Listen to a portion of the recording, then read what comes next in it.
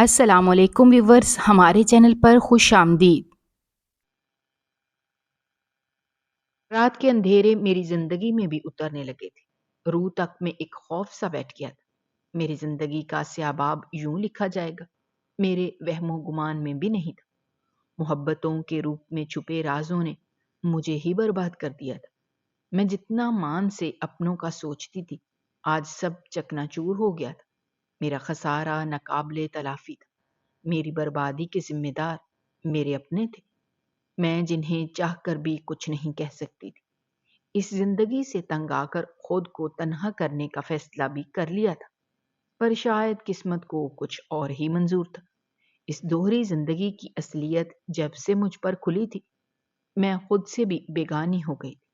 मेरे सारे लाड कुरकुरे हो गए थे। मोहब्बत के नाम पर लुटना किसे कहते हैं, कोई इस वक्त मुझसे पूछता, जिसने अपनी आंखों के सामने अपना बसा बसाया आशियाना उजड़ते देखा था और कुछ ना कर पाई। मेरी खुशियों को मेरी बख्ती ने निगल लिया था और मैं महज तमाशाई बनी रह गई, जिसके हाथ सवाली बने थे और दामन मुरादों से खाली था। मेरी दुआएं भी मुझे नहीं बचा पाई थी। किस्मत ने ऐसी कड़ी चाल चली थी कि मैं सहती ही रह गई और मेरी हंसती खेलती जिंदगी तबाह हो गई। मैं एक आम सी लड़की, जिसने कई ख्वाब बुने थे, अपना आप संवारने की खातिर जिंदगी के तमाम तल्ख तजर्बात से सीखा था। मैं अपने आप में ही गुम रहने वाली लड़की थी, जिसका सब कुछ इसके अपने थे, जिसने घर के बाहर की दुनिया ही ना देखी, तो कैसे इन शैतानी लोगों के बारे में जान पाती, जिन्होंने मुझे ज़हनी तौर पर माजूर कर दिया था। मेरे तजर्बे ने मुझे सिखाया कि हर हाथ मिलाने वाला सच्चा साथी नहीं होता। कुछ आस्तीन में छुपे सांप भी होते हैं, जो मौका मिलते ही आप पर वार कर देते हैं। मैं भी कुछ ऐसे ही अपनों से घिरी हुई थी, जो कहने को तो मेरे साथ थे, पर इनकी असलियत मेरी सोच से भी आगे थी। मैं जो दिन रात अपने रिश्तों का भरम रखते हुए ना थकती थी, इनके ये दो तरफा चेहरे और दिल में छुपे राजों की कड़वाहट से थकने लगी थी। मैं जिस रात के खौफ से अब तक खुद को मजबूत समझ रही थी, वही डर मेरे आगे आ गया था। मेरी पूरी हस्ती महज एक खोखला मजाक बनकर रह गई थी। मैं जानकर भी अनजान बनी रही। शायद यही मेरी सबसे बड़ी गलती थी, जिसने मुझे रुस्वा कर दिया।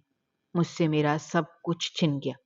मेरे साथ हुए इस रात के हादसे ने मुझ पर जो क़यामत बर्पा की थी, वो बस मैं या मेरा अल्लाह ही जानते थे।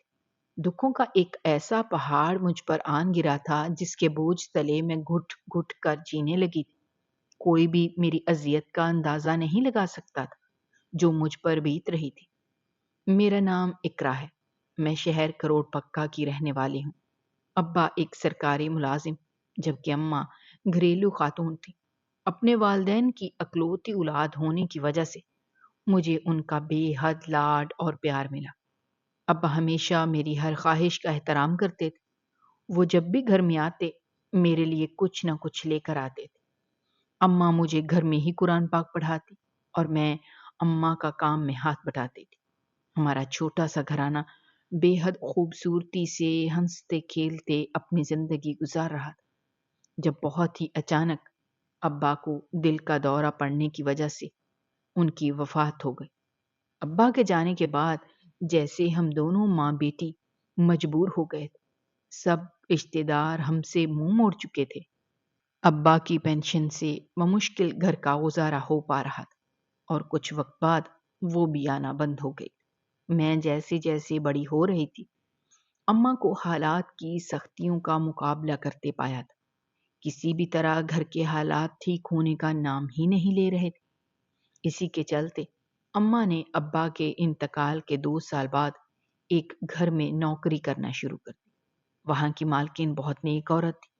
वो अम्मा का बहुत ख्याल करती और जो कुछ भी खाना वगैरह होता, अम्मा को साथ बांध कर दे देती। मुझे अक्सर अपने अब्बा की बहुत याद आती थी, जिन्होंने कभी भी मुझे अकेला ना छोड़ा था। और अब हम दुनिया से अलग थलग जिंदगी गुजार रहे। किसी को भी हमारी परवाह न थी। हम जी रहे हैं या मर गए हैं। अपनों के ऐसे रवैये देखती میں خود کو مضبوط بناتی جا رہی تھی۔ میری عمر جو ہی 18 سال کی ہوئی، میں نے بھی اماں کے ساتھ کام پر جانا شروع کر دیا۔ تنخواہ کے جو بھی پیسے آتے، اماں اس سے کچھ جہیز کا سامان اکٹھا کر رہی تھی تاکہ مجھے اپنے گھر کا کر سکیں۔ ان کا کہنا تھا کہ زندگی اور موت کا کوئی بھروسہ نہیں ہے، اسی لیے وہ اپنے جیتے جی میرے ہاتھ پیلے کر دینا چاہتی ہیں۔ کہیں نہ کہیں مجھے بھی اماں کی بات درست لگتی تھی، اسی لیے میں بھی ان کے ساتھ کام پر جاتی تھی اور شام کو ہم دونوں ماں بیٹی ساتھ ہی گھر لوٹتے تھے۔ ایک دن معمول کے مطابق میں اور اماں مالکن کے گھر پر گئے تو انہوں نے میرے لیے ایک اچھا رشتہ بتایا جو ان کے جانکار تھے۔ انہیں بس اپنے بیٹے کے لیے ایک سلجھی ہوئی لڑکی کی ضرورت تھی۔ اماں کو مالکن پر پورا بھروسہ تھا، اسی لیے اماں ایک بار میرا رشتہ دیکھنے کے لیے رضامند ہو گئے۔ اس سے اگلے ہفتے کی بات تھی کہ لڑکے والے ہمارے گھر آ چکے تھے، اور حیرت کی بات یہ تھی کہ لڑکے کے ساتھ صرف اس کی بہن ہی موجود تھی اور ساتھ میں مالکن بھی آئی تھی۔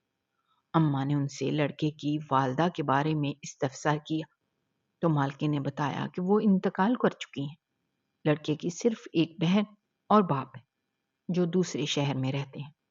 وہ لوگ مجھے پسند کر کے جا چکے تھے۔ اماں کو بھی وہ رکھ رکھاؤ والی میری ہونے والی نند بھاگ گئی تھی، اسی لیے اماں نے میرے رشتے کی حامی بھر لی۔ اماں کو وہ لوگ اچھے لگے تھے۔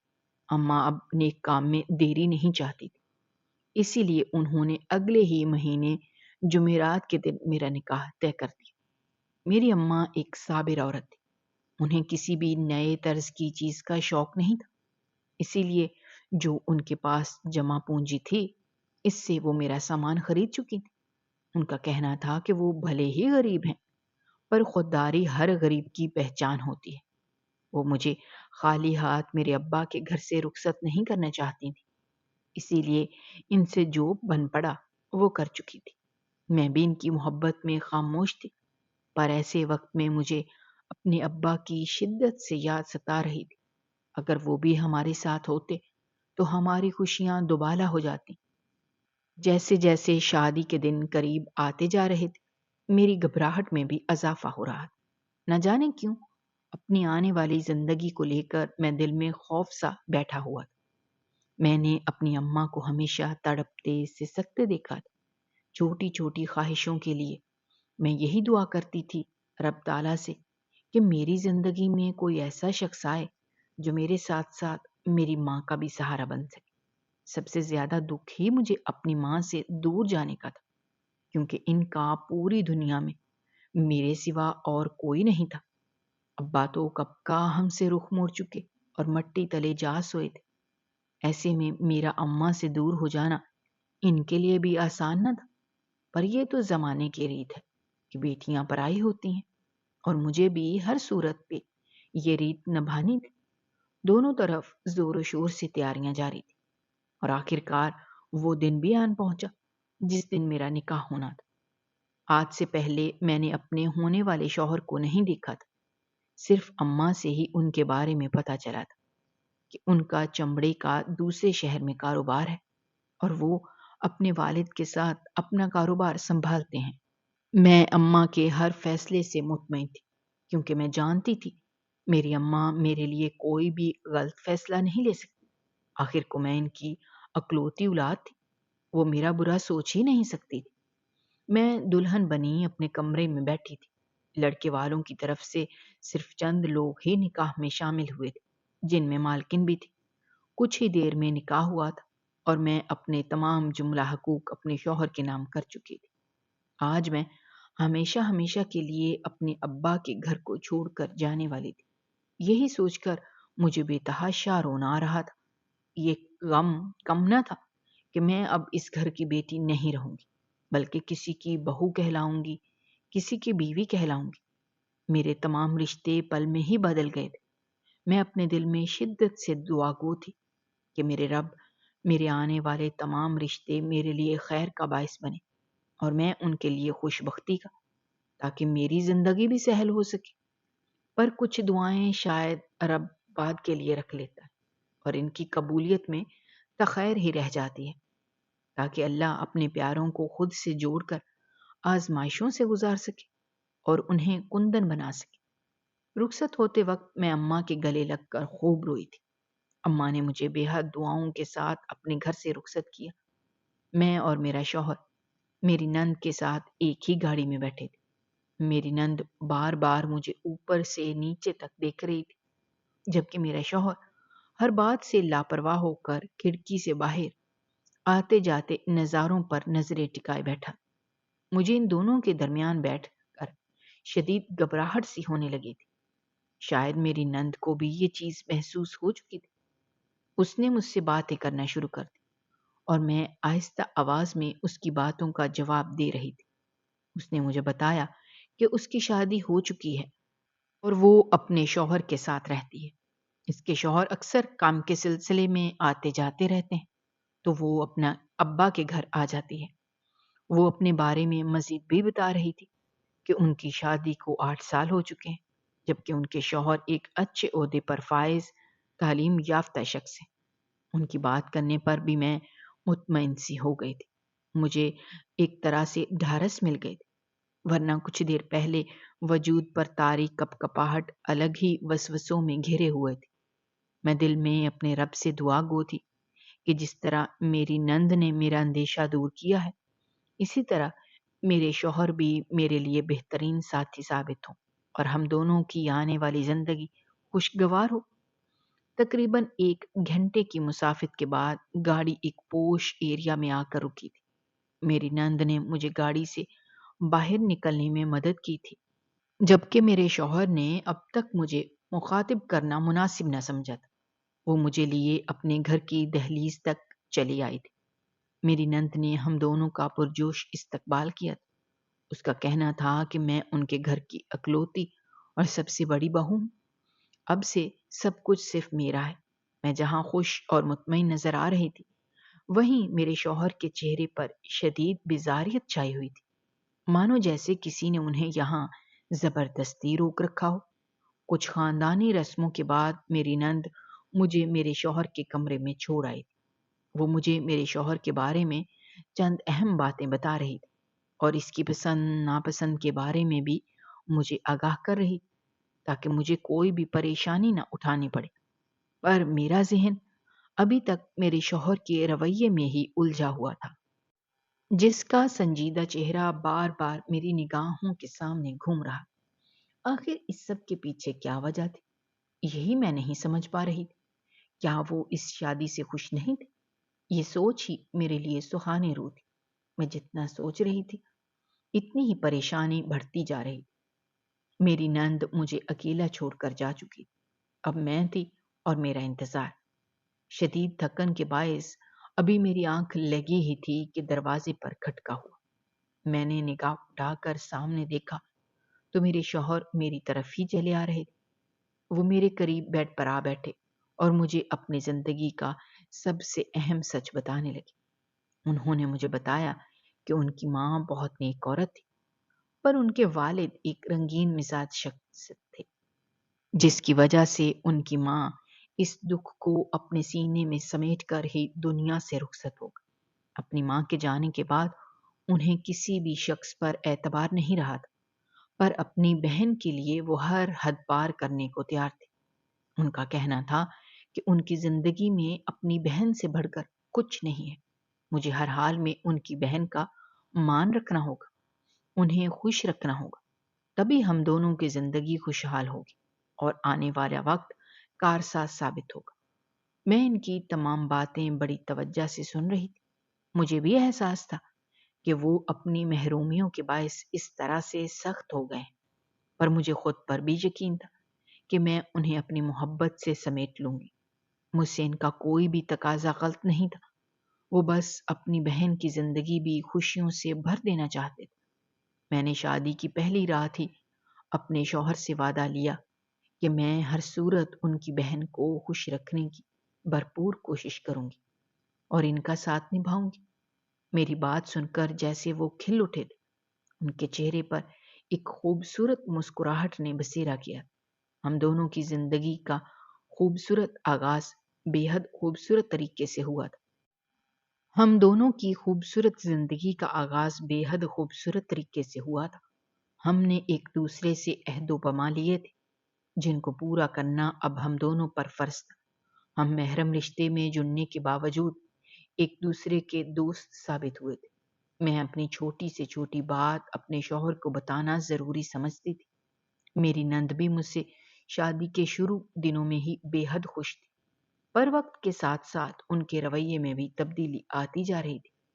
مجھے یوں محسوس ہونے لگا جیسے وہ میری موجودگی میرے شوہر کے ساتھ برداشت نہیں کر پا رہی۔ اب وہ جب بھی ہمارے گھر آتی، ہم دونوں میاں بیوی میں کسی نہ کسی بات پر انبن ضرور ہوتی تھی۔ یہ سب ان کا ہی کیا کرایا تھا، کیونکہ وہ نہیں چاہتی تھی کہ ہم دونوں ساتھ رہیں۔ پر خدا کے سامنے کبھی کسی کی چلی ہے جو ان کی چلتی۔ کچھ ہی دنوں بعد جب میں اچانک بے ہوش ہو کر گری تو میری نند نے ڈاکٹر کو بلوایا، اور جب ڈاکٹر نے انہیں میرے حاملہ ہونے کی خبر دی تو میرے شوہر پھر سے میرے ساتھ پہلے جیسے ہو گئے۔ یہ خوشی ہم دونوں کے لیے بے حد بڑی تھی، کیونکہ ہم دونوں کی پہلی اولاد تھی۔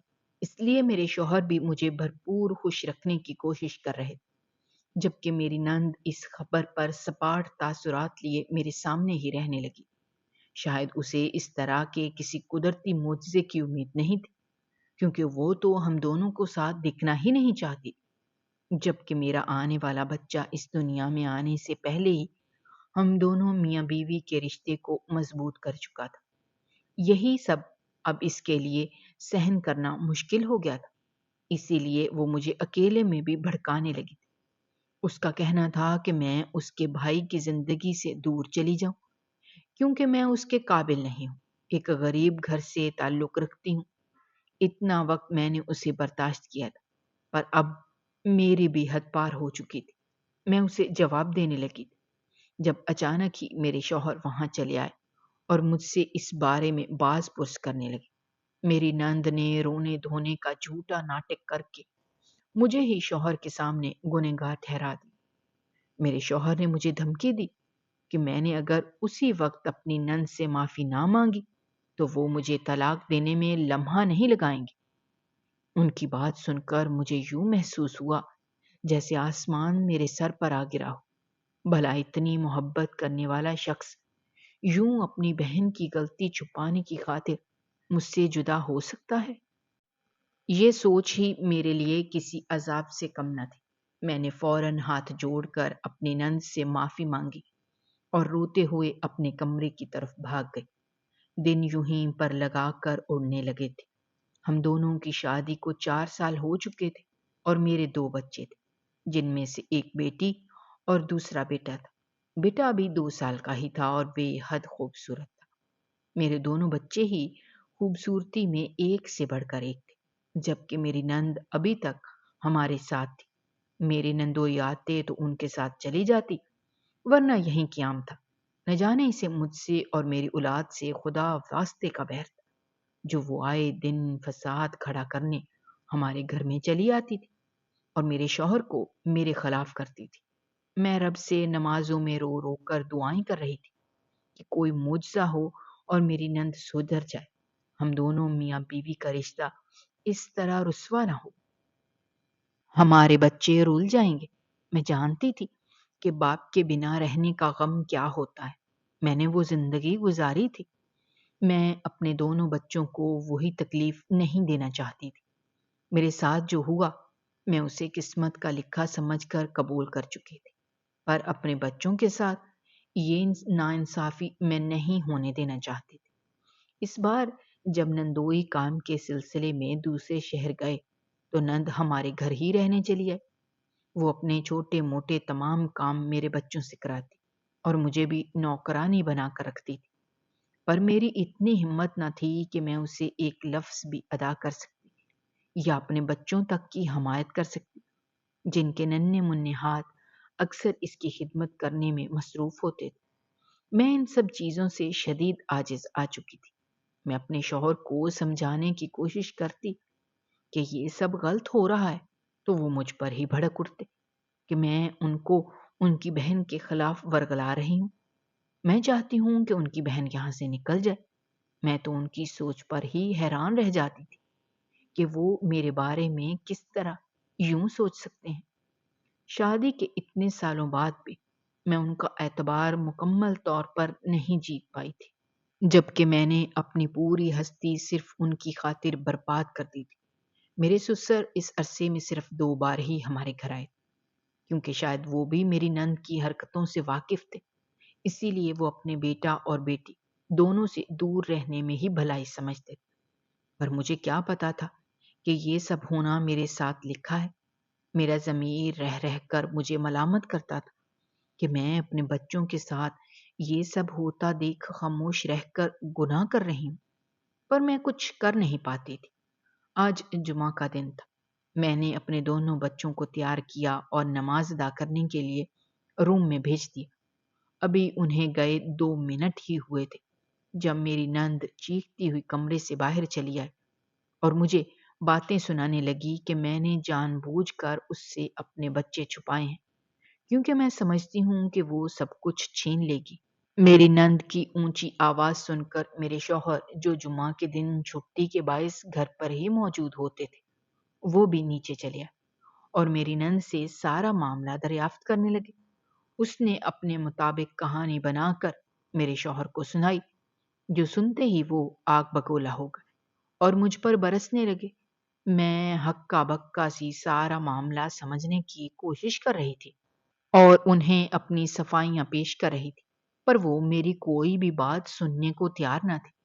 انہیں اپنی بہن کے جھوٹے آنسوؤں پر یقین تھا، جس نے ہمارا گھر تباہ کرنے میں کوئی کسر نہ چھوڑی تھی۔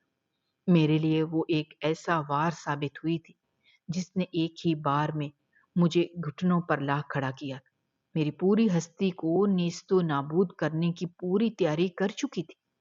میری نند پر میں نے ہمت نہ ہاری، اپنے بچوں کی خاطر اپنے شوہر سے ایک بار معافی مانگنے کی کوشش کی، پر اس بار جو میرے شوہر نے الفاظ دہرائے انہیں سن کر میری روح تک لرز گئی۔ آنکھوں سے نمکین پانی بہنے لگا تھا۔ دکھ اتنا شدید تھا کہ میں اپنے حواس قابو میں نہ رکھ سکی اور زمین پر بیٹھتی چلی گئی۔ میرے شوہر نے مجھے میری نند کے سامنے طلاق دے چکے تھے۔ میں نیچے بیٹھی خالی ہاتھ اپنے آنسو اپنی جھولی میں گرتے دیکھ رہی تھی۔ میرا آشیانہ میری آنکھوں کے سامنے تباہ و برباد ہو گیا تھا۔ میرے شوہر کے 3 لفظوں نے مجھ سے میرا وجود چھین لیا تھا۔ جس نکاح کے چلتے میں نے خود کو اتنا مضبوط پایا تھا، اپنے بچوں کے لیے میں ایک ڈھال بننا چاہتی تھی، میرے شوہر نے سب کچھ خاک میں ملا دیا تھا۔ پر اس پر بھی وہ مغرور عورت شاید خوش نہ تھی۔ میرے شوہر طلاق دینے کے بعد اپنے بال مٹھیوں میں دبوچتے وہیں زمین پر بیٹھتے چلے گئے۔ انہیں بھی احساس ہوا تھا کہ وہ جلد بازی میں جذبات کے تحت کتنا غلط فیصلہ کر چکے ہیں، جو ان کی اور ان کے بچوں کی ساری خوشیاں نگلنے کے لیے کافی ہے۔ میرے شوہر بھی آنسوؤں سے میرے سامنے رونے لگے، کیونکہ انہیں بھی اپنے بچوں سے بے حد محبت تھی۔ کچھ بھی تھا، لہو تو جوش مارتا ہی ہے۔ وہ مجھ سے منتیں کرنے لگے کہ میں کچھ بھی کروں یہ گھر چھوڑ کر نہ جاؤں، کیونکہ اگر میں جاتی تو میرے بچے بھی میرے ساتھ ہی جاتے۔ انہیں بچوں سے لگاؤ تھا۔ وہ ہاتھ جوڑ کر بار بار مجھ سے معافیاں مانگنے لگے کہ جلد بازی میں وہ غلط کر چکے ہیں، میں انہیں معاف کر دوں۔ پر میں کسی صورت انہیں معاف کرنے کو تیار نہ تھی، کیونکہ انہوں نے میرا مان توڑا تھا، میرا بھرم توڑا تھا، میرا ہر رشتے سے اعتبار اٹھ چکا تھا۔ زندگی میں جس ساتھی سے سب سے زیادہ امید لگائی تھی، اس نے مجھے مسمار کر دیا تھا۔ اب اس کی کوئی بھی معافی میرے دل پر لگے زخم کا مداوا نہیں کر سکتی، ایسا زخم جو صرف موت ہی پر کر سکتی تھی۔ پر میں اپنے بچوں کو اور شوہر دونوں کو ہی نہیں کھونا چاہتی۔ میرے لیے تو میرا کل سرمایہ تھے وہ 3 لوگ جن کے سہارے میں اپنی پوری زندگی بتانے کو تیار تھی۔ میرے شوہر ہاتھ جوڑ کر مجھ سے معافی مانگ رہے اور مجھے منا رہے تھے کہ میں کسی بھی طرح حلالہ کرنے کے لیے راضی ہو جاؤں، اس طرح وہ دوبارہ مجھے اپنے نکاح میں لے سکیں اور سب کچھ پہلے کی طرح ٹھیک ہو جائے، ہم ایک خوشحال زندگی گزار سکیں گے۔ میں ان کے اس عمل کے لیے بالکل بھی راضی نہ تھی، کیونکہ یہ سب گناہ تھا۔ انہوں نے جان بوجھ کر اپنے جذبات میں آ کر اتنا بڑا فیصلہ کیا تھا اور اب مجھے بھی اس گناہ کا حصے دار بنانا چاہ رہے تھے۔ میں نے ان کے طرز عمل پر ماننے سے انکار کر دیا کیونکہ میں 2 بچوں کی ماں تھی۔ میرے لیے یہ فیصلہ بالکل بھی آسان نہ تھا۔ مجھے اپنے شوہر سے بے حد محبت تھی، جس نے مجھے اپنی زندگی سے نکالنے میں ایک پل نہیں لگایا تھا۔ میں کیسے اس کے لیے یہ سب کر جاتی؟ پر میرے انکار کرنے پر میرے شوہر میرے پیروں میں گر پڑے۔ میری نند بے حد حیرت سے سارا ماجرا دیکھ رہی تھی۔ اسے یقین نہیں آ رہا تھا کہ میرے شوہر مجھ سے اتنی محبت کرتے ہیں۔ وہ تو بس مجھے ان کی زندگی سے دور کر دینا چاہتی تھی کیونکہ وہ مجھے کمتر سمجھتی تھی۔ در حقیقت تو میرا رب جانتا تھا۔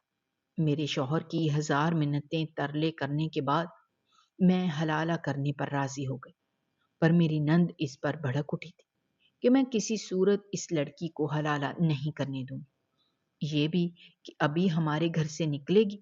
پر میرے شوہر اس بار ان کے سامنے ڈٹ گئے کہ میری بیوی مجھے واپس چاہیے کسی بھی حال میں، اور اس کے لیے میں حلالہ ہر صورت میں کرواؤں گا۔ میں ان دونوں کو آپس میں لڑتا دیکھ کر اپنا سر پکڑ کر بیٹھ گئی۔ میری زندگی میرے ساتھ کون سا کھیل کھیل رہی تھی؟ کچھ بھی سمجھ نہیں آ رہا۔ سوچنے سمجھنے کی تمام صلاحیتیں مفلوج ہو کر رہ گئیں۔ یوں لگ رہا تھا جیسے کسی نے ذہنی طور پر معذور کر دیا ہو۔ نہ جانے میرے شوہر میری نند کو کیا کہہ رہے تھے۔ آخر کار وہ بھی ہم دونوں کا حلالہ کرنے پر راضی ہو گئے، پر انہوں نے میرے سامنے ایک شرط رکھی کہ وہ میرا حلالہ ایک ہی صورت میں کروائیں گی، اگر میں ان کے منتخب کردہ مرد سے نکاح کروں۔ ان کی بات سن کر میں سکتے میں چلی گئی کیونکہ اتنا تو مجھے سمجھ آ گیا تھا کہ وہ عورت کبھی بھی میری بھلائی نہیں سوچ سکتی۔ میں نے اپنے شوہر کو انکار کر دیا کہ میں ایسا بالکل نہیں کروں گی، پر میری نند بھی اپنی شرط پر ڈٹی رہی اور میرے شوہر کو راضی کر کر ہی دم لیے۔ اپنے شوہر اور بچوں کی خاطر میں یہ کڑوا گھونٹ بھی پینے کو تیار تھی، پر مجھے شدید خوف بھی تھا کہ نہ جانے میری نند کس سے میرا حلالہ کروائے گی۔ میرے شوہر میرے پاس چلے آئے اور مجھے دیکھ کر بولے، میں ان سے وعدہ کروں کہ میں ان کے علاوہ کسی کو بھی اپنے شوہر تسلیم نہیں کروں گی اور نہ ہی کسی کو دیکھوں گی۔ اپنے شوہر کی محبت میں اس وقت اندھی ہو چکی تھی کیونکہ مجھے اس کے آگے اپنے بچوں کا مستقبل نظر آ رہا تھا جو میں کسی صورت خراب نہیں کرنا چاہتی تھی۔ میں نے اپنے شوہر سے وعدہ کیا کہ میں نکاح کے بعد بھی اس مرد کی طرف نگاہ اٹھا کر نہیں دیکھوں جس سے میرا نکاح ہوگا، اور حلالہ کے بعد واپسی آپ کے نکاح میں آ جاؤں۔ ایک قیامت تھی جو مجھ پر گزر چکی تھی اور ایک انہونی تھی جو اب ہونے جا رہی تھی۔ میری نند اس نکاح کو لے کر بے حد پرجوش تھی، جس کی وجہ میں سمجھنے سے قاصر تھی۔ مجھے کچھ بھی سمجھ نہیں آ رہا تھا کہ یہ سب ہو کیا رہا ہے۔ آخر وہ کیوں اتنی خوش ہے میرا حلالہ کروانے کے لیے؟ یہ اس سے اگلے ہفتے کی بات ہے جب میری نند مجھے اپنے ساتھ ہی ایک خوبصورت گھر میں لے آئے جہاں میں، میرا شوہر اور میری نند موجود تھے۔ میری نند نے ہمیں بتایا کہ اسے حلالہ کرنے کے لیے جو مرد ملا ہے وہ یہیں موجود ہے اور کچھ ہی دیر میں مولوی صاحب بھی آ جائیں گے۔ اسی وقت میرا نکاح اس مرد سے کیا جائے گا۔ ہمیں وہاں بیٹھے ابھی کچھ ہی دیر ہوئی تھی جب سامنے ہی سر پر سہرا ڈالے پورا دلہا بنا ایک شخص ہماری طرف چلتا ہوا آیا۔ میں اسے دیکھ کر ڈر سی گئی کیونکہ پہلی بار میں اپنے شوہر کے علاوہ کسی غیر مرد کو دیکھ رہی۔ کسی اور کے نکاح میں جانے کا خوف ہی مجھ پر اس قدر حاوی تھا کہ وجود پر کپ کپی طاری ہو گئی تھی۔ آنکھیں نمکین پانیوں سے بھرنے لگی تھی۔ کیسی قسمت پائی تھی جس نے ہر موڑ پر صرف رسوائی ہی دی تھی۔ مجھے اب اس کڑے امتحان میں بھی پاس ہونا تھا کیونکہ اس بار سوال میرا نہیں میرے بچوں کا تھا جن کی زندگی مجھ سے جڑی تھی۔ وہ دلہا بھی اب ہمارے سامنے کوچ پر بیٹھ چکا تھا۔ مولوی صاحب بھی آ چکے تھے۔ میری نند نے ابھی تک مجھے اور میرے شوہر کو اس دلہے کا چہرہ نہیں دیکھنے دیا۔ مجھے کوئی خواہش بھی نہیں تھی کیونکہ میرے دل میں ابھی بھی میرے شوہر کی محبت موجود تھی۔ مولوی صاحب نے میرا نکاح سامنے بیٹھے انجان مرد سے کرا دیا تھا जो अब मेरा हकदार बना बैठा था। मेरा पहला शौहर निकाह के बाद मुझे तसल्लियां देकर दूसरे कमरे में जा चुका था और मेरी नंद इस दूल्हे को लिए अपने साथ एक कमरे की तरफ बढ़ गई और मुझे भी इसके साथ जाने का कहा। मैं डरती सहमती इसके पीछे ही कमरे में चली आई। मेरी जान जैसे कदमों में आ गई। बार बार नजरों में अपने बच्चों का चेहरा आ रहा था। मैंने ये कदम किस हिम्मत से उठाया था, ये सिर्फ मैं ही जानती थी। मेरे दिल से शिद्दत से दुआ निकली थी कि कोई भी मेरी तरह मजबूर ना हो। मैं कमरे में दाखिल हुई तो मेरे कुछ देर पहले बने शौहर ने दरवाजा बंद कर दिया।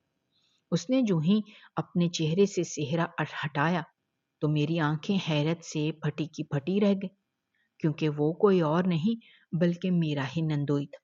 मेरी नंद अपने ही शौहर से जबरदस्ती मेरा निकाह करवा चुकी थी, इसलिए शायद इसने हम में से किसी को भी दूल्हे की शक्ल देखने न दी थी।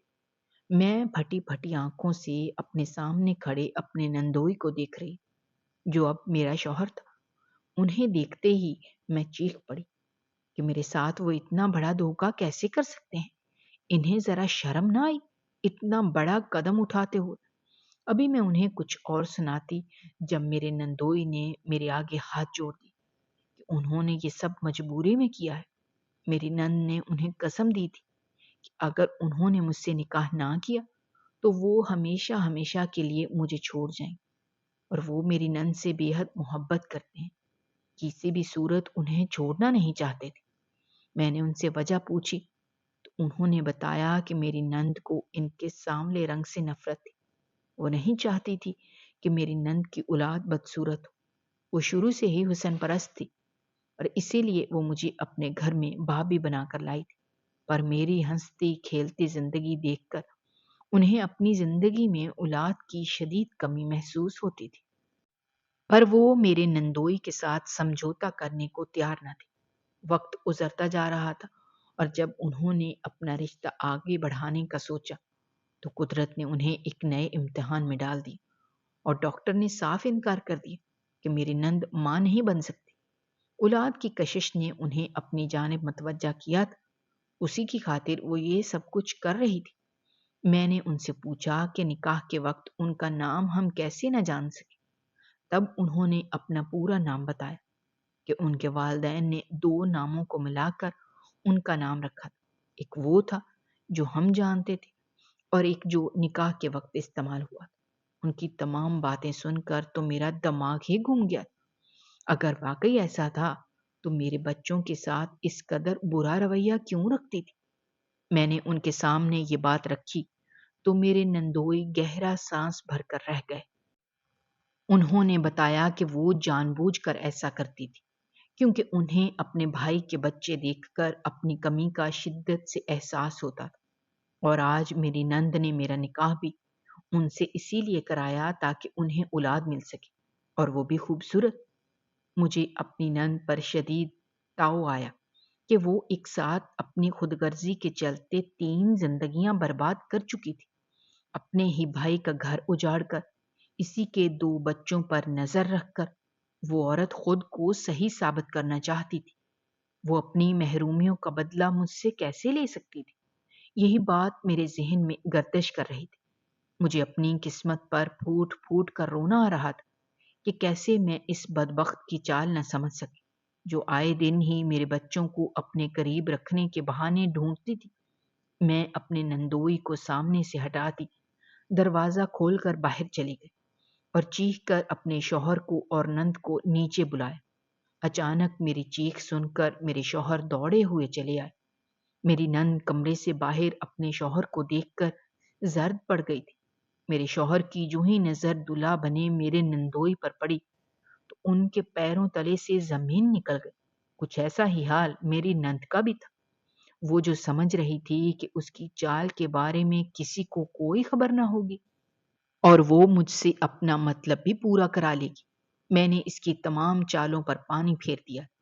मेरे शौहर आगे बढ़ते मेरे नंदोई का गिरेबान पकड़कर खड़े हो गए और इनसे इस्तफसार करने लगे कि वो दूल्हे के कपड़ों में मेरे साथ क्या कर रहे हैं। मैंने उन्हें उनकी बहन की सारी असलियत बताई کہ کس طرح اس نے اتنا بڑا ڈرامہ رچایا ہم دونوں کو الگ کرنے کی خاطر اور ہمارے بچوں کو ان سے دور کرنے کی خاطر۔ میرے شوہر تو اپنی بہن کی ساری حقیقت سن کر بت کی مانند کھڑے رہ گئے تھے۔ انہیں اپنی آنکھوں پر یقین نہیں ہو رہا تھا، اپنے کانوں پر یقین نہیں ہو رہا تھا کہ جو کچھ انہوں نے سنا وہ سچ ہے۔ وہ سیدھا اپنی بہن کے روبرو ہوئے اور ان سے پوچھنے لگے کہ وہ ان کی زبانی سچ سننا چاہتے ہیں کہ انہوں نے ایسا کیوں کیا۔ میری نند سر جھکائے آنسو بہانے لگی اور اس نے میری تمام باتوں کی تصدیق کر دی کہ میرا کہا ہر ایک لفظ سچ ہے۔ وہ اولاد کی خاطر اس قدر دیوانی ہو چکی تھی کہ اسے کچھ بھی سمجھ نہیں آ رہا تھا۔ جب اسے رب اپنی نعمت سے نواز رہا تھا تب اس نے قدر نہیں کی، اور جب اسے چاہت تھی تو رب نے اسے حقیقت کا آئینہ دکھا دیا۔ میرے نندوئی نے ایک بار پھر ہم دونوں سے معافی مانگی اور مجھے صبح ہی طلاق دینے کا فیصلہ کیا۔ اگلی صبح میرے نندوئی مجھے طلاق دے چکے تھے۔ میرے شوہر مجھے اپنے نکاح میں واپس لے چکے تھے۔ اب ہماری زندگی میں دور دور تک ہماری نند کا کوئی نام و نشان موجود نہیں تھا، کیونکہ میرے شوہر ان سے اپنا ہر تعلق ختم کر چکے تھے۔ ایک اچھی اور پرسکون زندگی ہمارے بچوں کے ساتھ ہمارے انتظار میں تھی۔ سچ یہ ہے کہ نیتوں کا دار و مدار عمل پر ہے۔ کبھی بھی سنی سنائی باتوں پر یقین نہیں کرنا چاہیے۔ محبتوں میں اتنا آگے نہیں بڑھنا چاہیے کہ کسی کا خلوص بھی نظر نہ آئے اور ہم اتنی بڑی خطا کر جائیں جو ہماری ساری زندگی کا خسارہ بن جائے۔ اگر آپ کو ہماری کہانیاں پسند آ رہی ہیں تو ہمارے چینل کو سبسکرائب کیجیے، ویڈیوز پر کمنٹ کیجیے اور شیئر کیجیے۔ شکریہ۔